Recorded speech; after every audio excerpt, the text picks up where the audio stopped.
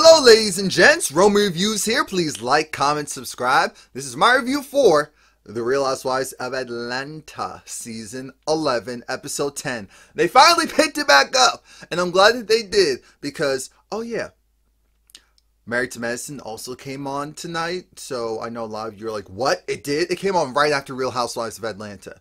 They're playing around too much with this show, as we've been saying for like a couple of seasons now. So I want to put that out there. But this episode was good. And one more sidebar. I'm starting a new channel.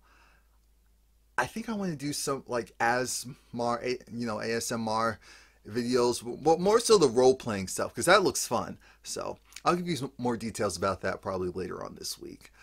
Now, this episode starts off with Kandi and Porsha show. I call it the Kandi and Porsha show because it was about Kandi and Porsha for the most part.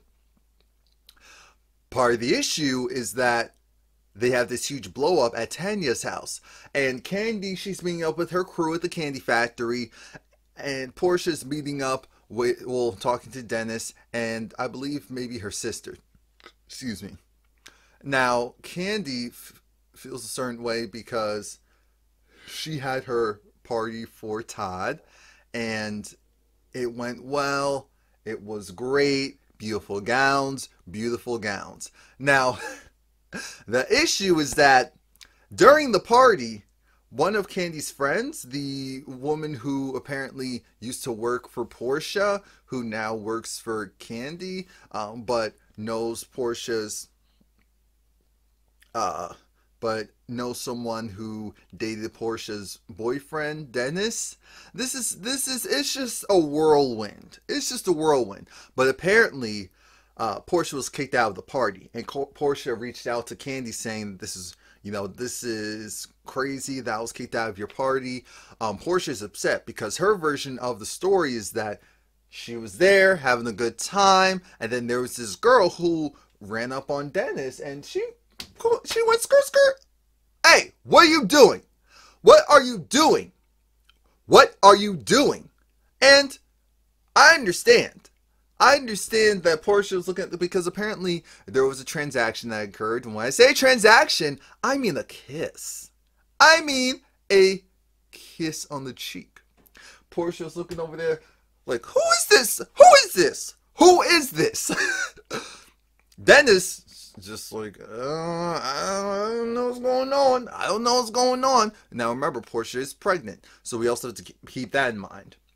So now Kandi, one of her managers, tells someone to get Porsha out of here because now she's causing a ruckus. And it felt like a setup.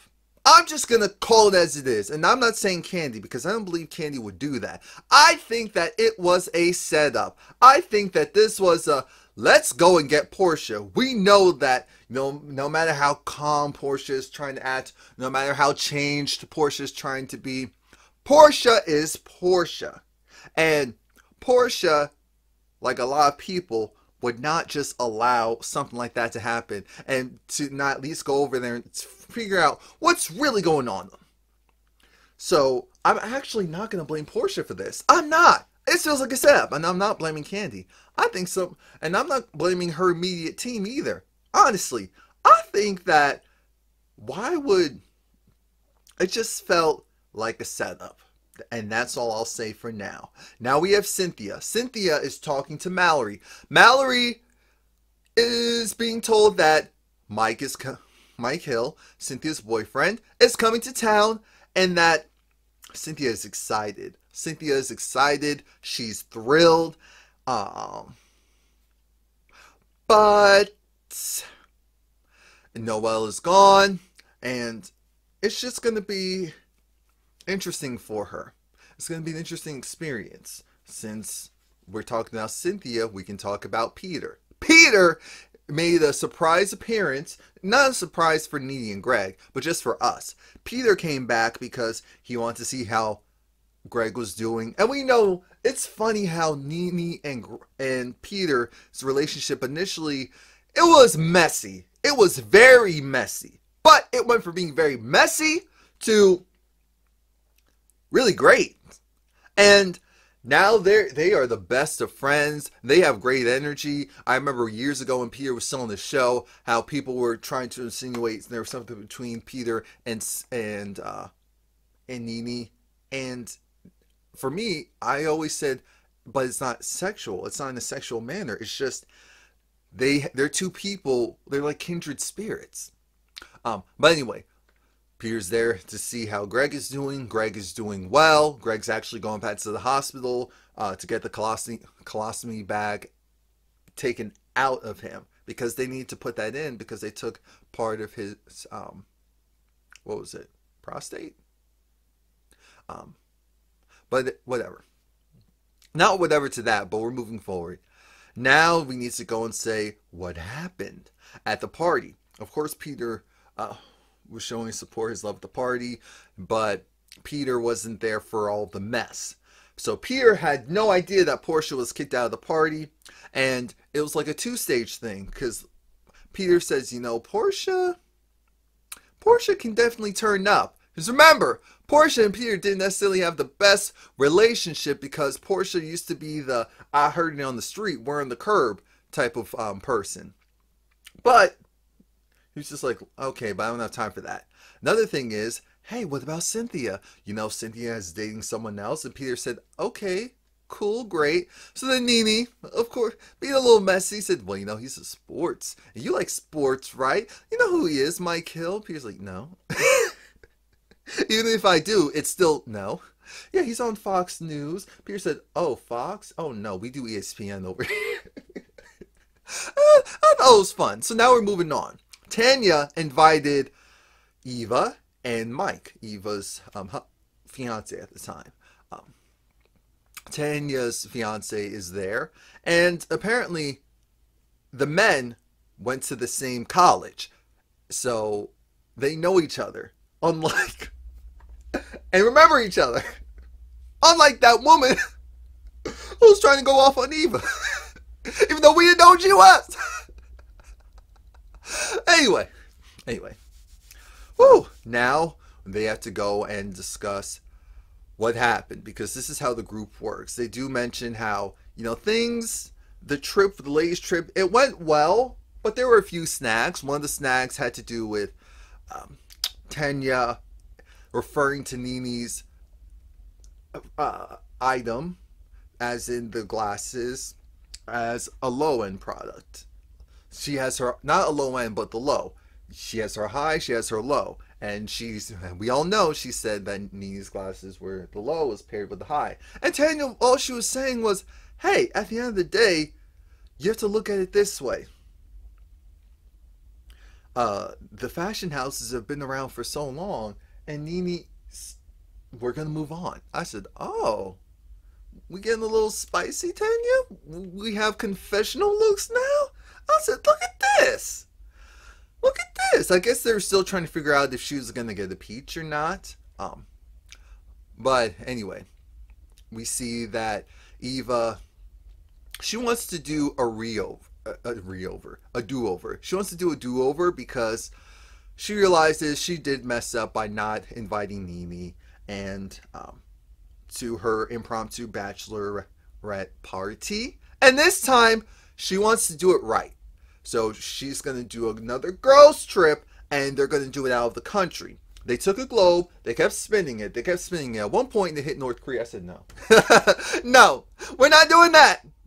But eventually it got to Japan, Tokyo. So I said, okay, we're going there. I said, cool. Now Cynthia sees her man, and they're kissing, and they're hugging, and she's really happy to see him. They're flirting, and he has a question to ask her. I'm thinking, huh? So what's the question? The question is, do you want to be my lady? For real. Do you want to be my lady? I'm thinking, oh, that's so sweet. And she says, yeah. I'm thinking, okay, we're done. It's cute to see Cynthia happy and all gushy and like that. That's nice. Now we see Ronnie with, Shamari. Oh, that goes. Ronnie Shamari. they're doing couples counseling, which is great. They're doing couples counseling, and everything is okay so far. They have their little arguments, but it's nothing too big, nothing that they can't handle, nothing that they can't deal with. One particular issue is the fact that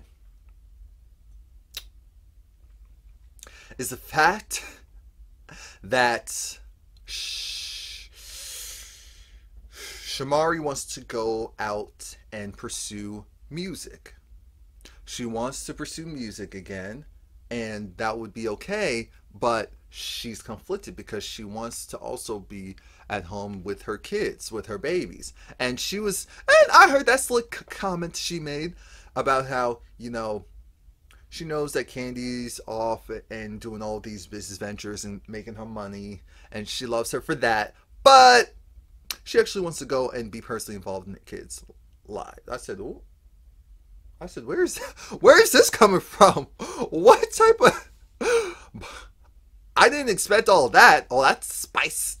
Now, Porsha had some of the ladies over. She had Shamia over, Cynthia, and Nene. They're all there to kind of discuss how her interpretation of the foolery commenced. And that's why I reiterate, I felt like it was a setup. It just didn't sound right. It didn't make sense. And listening to Porsha, I feel like her story, because both stories are similar, so no one's lying here. Both stories are similar. It's just about if you're asking this person or that person. But Porsha lived it, so we're going to give her more weight than Kandi, who's getting all this information secondhand. Kandi acknowledges that she's getting the information secondhand, so that's why I'm saying I'm going to put more stock in what Porsha is saying.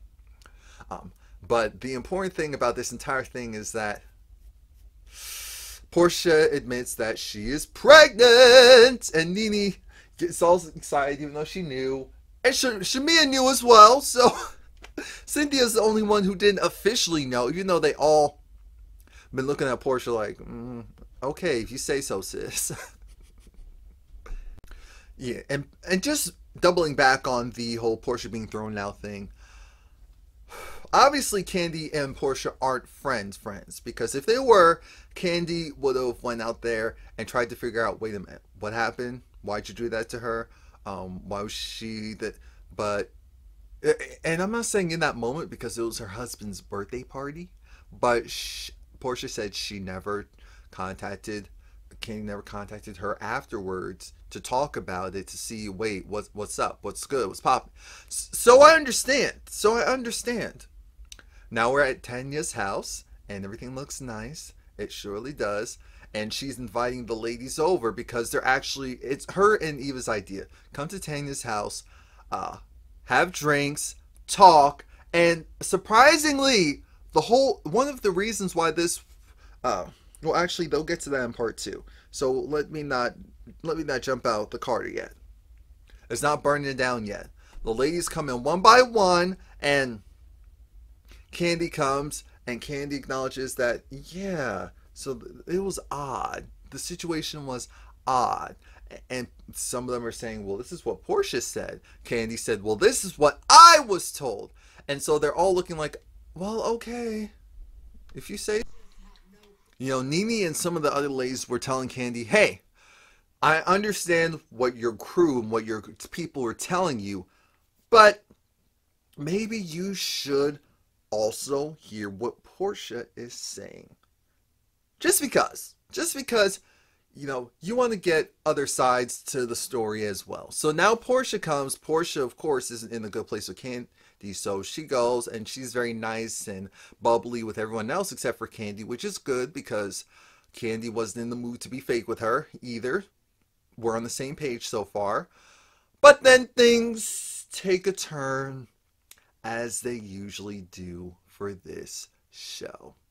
Once everyone starts speaking their piece about situation and how Porsha just feels like, hey, at the end of the day, if you invited me to this and I was happy to go and Dennis was happy to go, and then you decided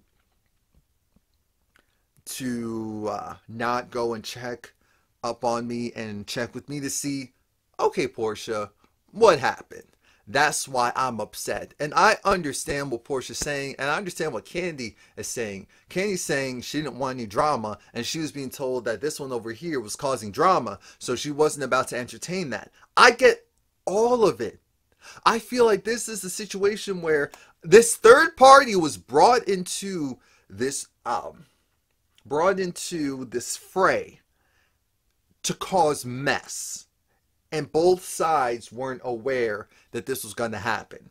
That's what I think. But things took a turn because they're not friends. So Portia's like, you know what? You're not my friend. Kandi said, you're not my friend. I don't like you. I don't like you. And I said, finally, the truth is coming out. They've been playing for too long about this whole, oh, we're good. Oh, we're okay. Oh, yeah, we're good. Yeah, we're okay. No, no, no, you're not. So then that's when the names get calling, oh, shut the bleep up. Oh, you be whatnot. And you just go and have your cronies go and do, this is Porsha saying to Kandi, your cronies doing the dirty work for you. And I said, well, they have a mind of their own. So I'm going to go on a limb and say that they're just doing this because they feel like they can, which is a difference than me setting it up. So now they're both upset. Now Kandi's trying to say, you know what, it's your fault. It's your fault for not curbing your anger and not curbing your, and all of us are thinking, wait a minute, Kandi, you're not about to have Todd just be hugged up and kissed up on an ex. That's what's not going to happen. And Kandi acknowledged no, she wouldn't. She just wouldn't act the same way. And I'm thinking, okay, so now Kandi gets up, and now Porsha is going to get up, and Cynthia's trying to calm Porsha down, like, Porsha, what are you doing? Porsha, what are you doing, girl? We know you're pregnant. Kandi doesn't know you're pregnant. Chill out.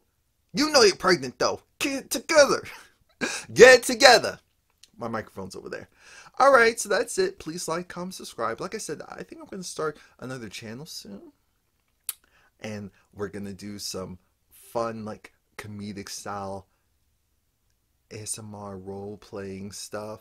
Because that looks fun. That looks really fun. Thank you.